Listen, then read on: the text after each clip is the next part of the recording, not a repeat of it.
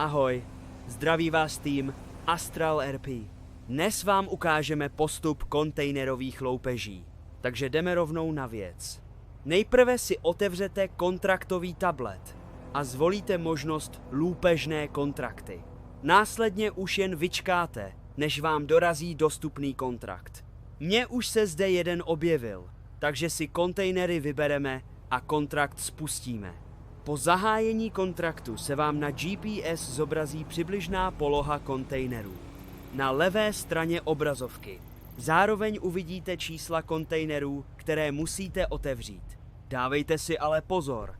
Na místě vás čekají ozbrojení strážci, kteří oblast hlídají. Jakmile dorazíte ke kontejneru, stisknete klávesu E. K jeho otevření budete potřebovat úhlovou brusku. Po otevření vstoupíte dovnitř a seberete dostupný loot. V tu chvíli už o vás státní složky vědí, takže nestrácejte čas a rychle opusťte místo činu.